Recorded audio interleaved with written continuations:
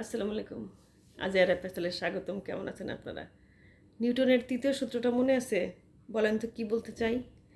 বলতে চাই প্রত্যেক ক্রিয়ারই সমান ও বিপরীত প্রতিক্রিয়া আছে। নিউটনের তৃতীয় সূত্র।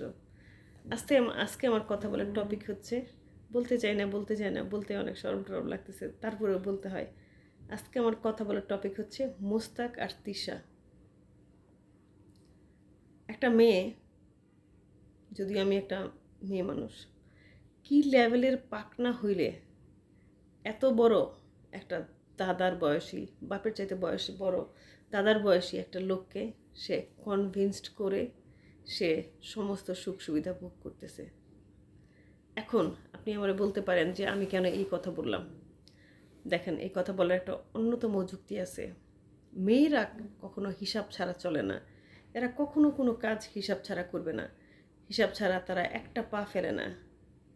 তিশার যে ল্যাকিংসগুলো ছিল, যেমন তিশাকে প্রথম দেওয়া আইফোন, মুক্তার মানে আমরা বইটা প্রকাশ হওয়ার পরে এ ব্যাপারে একদম ক্লিয়ার হয়ে গেছি। মুস্তাকের দেখা গেছে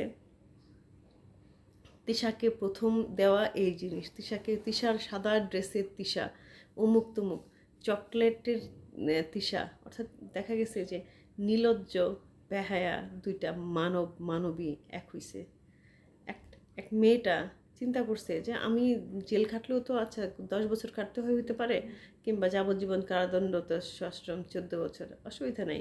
এই বুইরার সাথে 10 বছর কাটায় বুইরা টাকা পয়সার মালিক হয়ে বুইরা মরণের কালে সপ্তাহ দিয়ে যাবে আমারে। তখন টাকা থাকলে পৃথিবী যে কোনো কিছু করা সম্ভব। তখন এই বিয়ে শাদী এই সেই কোনো প্রবলেম হবে না। টাকা আছে, রূপ আছে, পৃথিবীতে না স্বার্থ ছাড়া এক পা কেউ হাঁটে না। মেয়ে ছোট হইতে পারে, কিন্তু জ্ঞানের বেলায় এই মেয়ে হচ্ছে অনেক টনটনা মেয়ে। আমরা পাবলিকলি দেখছি, মেয়ের বাবার কথা শুনছি। মেয়ের বাবাকে দেখে আমার সেরকম মোটেও সম্পদশালী মনে হয় নাই। মেয়ের মাকে দেখে আমার মনে হয় নাই মোটেও উনি একটা আটোপড়ো আমাদের মাদের মতো হাউস ওয়াইফ ছাড়া আর কিচ্ছু না। তো এমতো অবস্থায় এই মেয়ে শুধুমাত্র একটা জিনিসের কাছে হার মেনে গেছে, সেটা হচ্ছে টাকা, টাকা আর টাকা। এই টাকা টাকা টাকা ছাড়া অন্য কোনো কিছু আর নাই। শুধুমাত্র মুশতাকে দেখেন, আপনি প্রিন্স মুশতাককে দেখেন। ওনার যে নামের যে বাহার, উনি চেষ্টা করে ওনার সেই সমস্ত স্টাইল, সমস্ত কাটিং, ওনার সেই ইয়াবর একটা ভুঁড়ি লুকায় রাখার জন্য যত ধরনের শার্ট টার্ট প্যান্ট ট্যান্ট উনি পরে, কিংবা সেইভাবে চলাফেরার চেষ্টা করে, এতেই বোঝা যায় যে উনি অনেক খরচ করতে পারে, খরচের স্বভাবে। আর মেয়েটা এই জিনিসটাই লুফে নিছে। আমি বলতেই করবো যে সমাজে নানা ধরনের মানুষ আছে, 12 রকমের মানুষ নিয়ে সমাজ। সেক্ষেত্রে একটা মেয়ে লোভী, এটা নারী মানে নারীদের কলঙ্ক আমার মনে হয়। এই মেয়েটা লোভী, মেয়েটা লোভে পড়ে গেছে। তো লোভে পাপ, মনে রাখবেন, লোভে পাপ, পাপে কিন্তু বাপরেও ছাড়ে না, পাপে মৃত্যু। কদিন আগে একটা ব্রিটিশ পত্রিকায় দেখছিলাম, একজন খুব নামকরা মডেল, সেই প্রায় নিয়ার অ্যাবাউট 100 ইয়ার্সের একটা ভদ্রলোক বিয়ে করছে, অনেক ধনকুবে ছিল, কিন্তু লোকটা পট করে মরে গেল।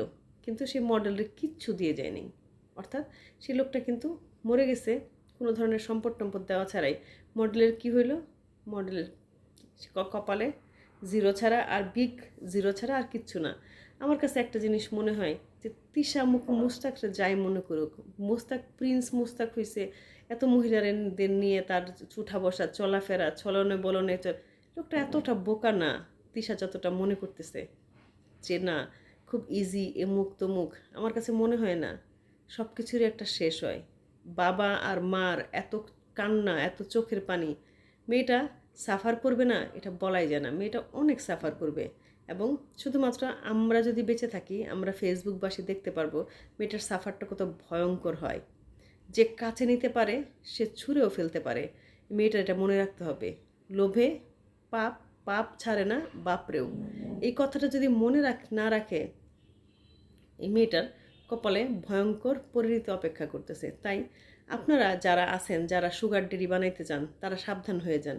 সুগার ডেডি আর যাই হোক আপনাদের কখনো সুখ দিতে পারে না, সম্ভব না। ভালো থাকেন সবাই, দ্রুত লাইক দেন, শেয়ার করেন। আল্লাহ হাফেজ।